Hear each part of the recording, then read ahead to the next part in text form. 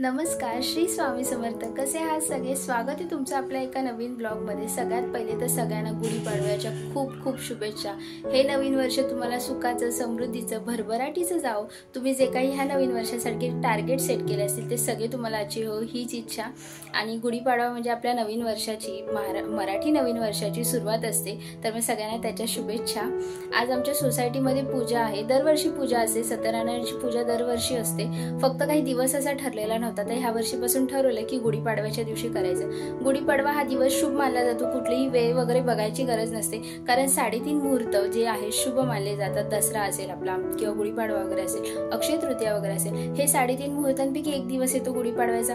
म्हणून मग आजच्या दिवशी पूजा, ह्या वर्षी पूजेला बसायची संधी आम्हाला मिळते. त्यासाठी मला खूप छान वाटते.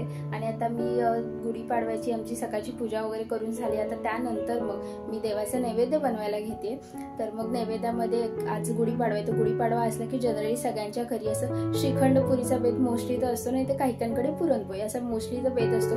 तर मी नैवेद्य वगैरे बनवते. भेटू तर मग. इथे मी नैवेद्यासाठी बनवलेला आहे भात, डाळ, 2 भाज्या, पालेभाजी एक बनवली. नैवेद्यामध्ये पालेभाजीही ठेवायची आणि भजी, पापड, कुरडई वगैरे.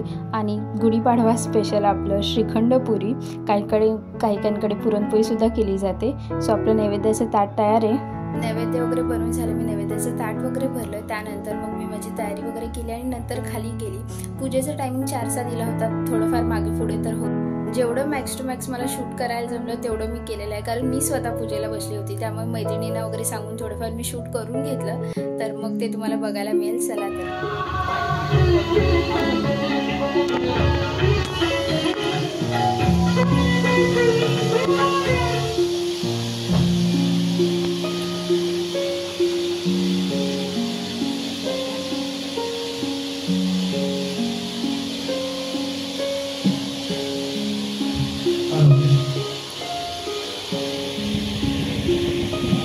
या ठिकाणी सत्यनारायण महापूजेला आपण सुरुवात करत आहोत.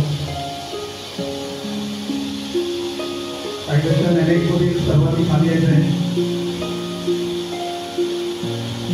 सत्यनारायण पूजेला आपण लगेच सुरुवात करत आहोत.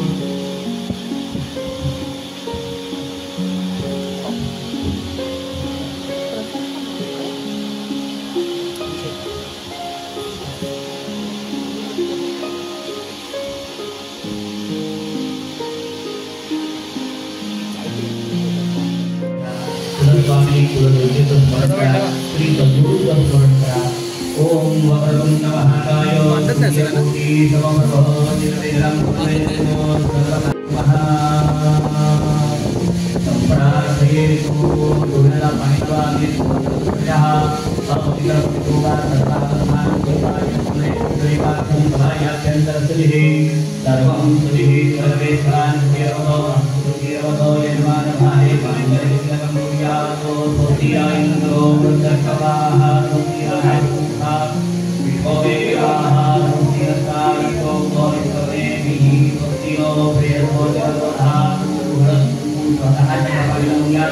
देहि सौभाग्यं आरोग्यं देहि देहि परमं सुखं रूपं देहि जयं देहि यशो देहि श्रियो देहि आचम्यो उज्जहार पाण्ड्या श्रीवेश पाण्ड्या ओम केशवाय नमः ओम नारायणाय नमः ओम माधवाय नमः सौख्यवेशरातानि नमः पाण्ड्या गोविन्दाय नमः हाथ जोड़ो महाविष्णु स्मरण करा.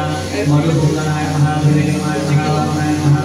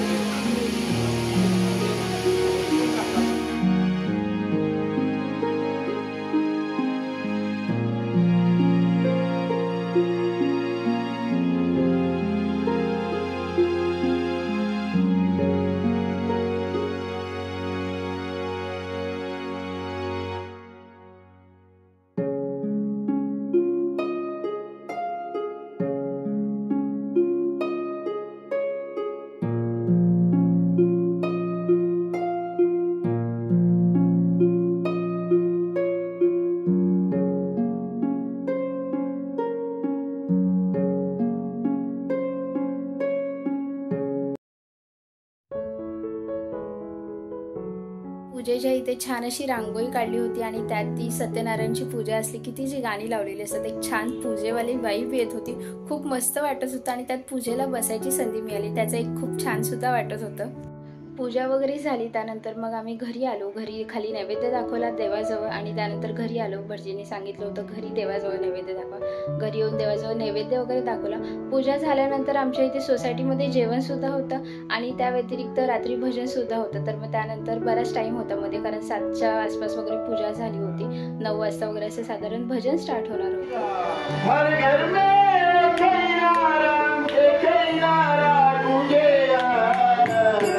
मेरे भारत का बच्चा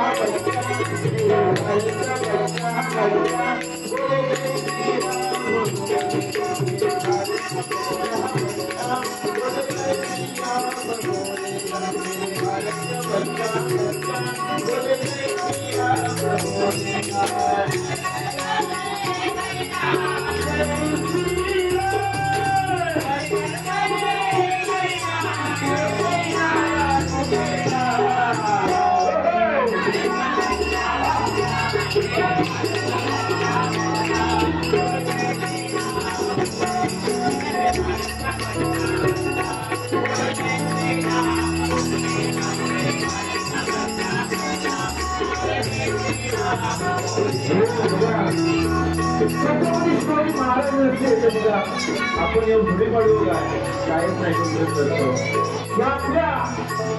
छत्रपती माझ्या महाराजांची पुण्याई आहे म्हणून ह्या पण सर्व करतोय बघा.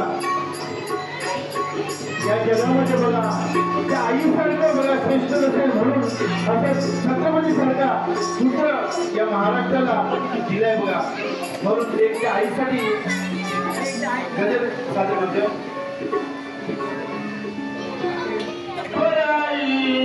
शिवरायांची जिजाई आज तुझी तुम्हाला मुद्रा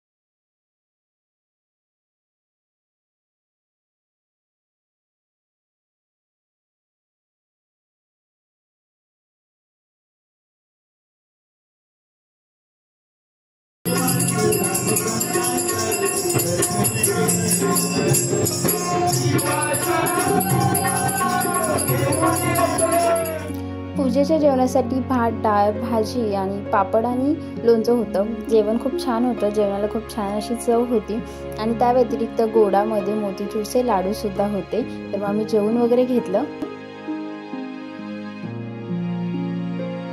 पूजा वगैरे झाल्यानंतर रात्री खूप लेट झाला. सगळं आवरावर वगैरे सगळं करायला बराच लेट झाला. त्यानंतर दुसऱ्या दिवशी म्हणजे आज उत्तर पूजा वगैरे करायची होती त्यामुळे आम्ही सकाळी लवकरच खाली गेलो. उत्तर पूजा वगैरे केली आणि आज गुढीपाडव्याच्या दुसऱ्या दिवशी स्वामी समर्थ प्रकट दिन होता. त्यामुळे सगळ्यांना तुम्हाला स्वामी समर्थ प्रकट दिनाच्या सुद्धा शुभेच्छा. मी सकाळीच लवकर उठून पूजा वगैरे केली स्वामीची. त्यानंतर खाली उत्तर पूजेसाठी गेली. त्यानंतर आमच्या जवळच एक मठ आहे तिथे गेलो होतो आम्ही. तुम्हाला त्याचा व्हिडिओ बघायला नक्की मिळेल. खूप छान सजवलेलं होतं आणि खूप छान वाटत होतं. खूप फ्रेश वाटत होतं. बाहेर छान असे स्टॉल स्टॉल्स होते गुलाबाची फुलं जी स्वामींना खूप आवडतात, ती फुलांचे वगैरे भरपूर स्टॉल्स होते। तर मग आम्ही सकाळ सकाळ छान मठात गेलो, गर्दी नव्हती, खूप छान दर्शन झालं, खूप मस्त वाटलं आणि सकाळ सकाळ स्वामींचं दर्शन घेतल्यामुळे खूप फ्रेशसुद्धा वाटलं। तर तुम्हीसुद्धा घर बसल्या दर्शन घ्या, चला तर।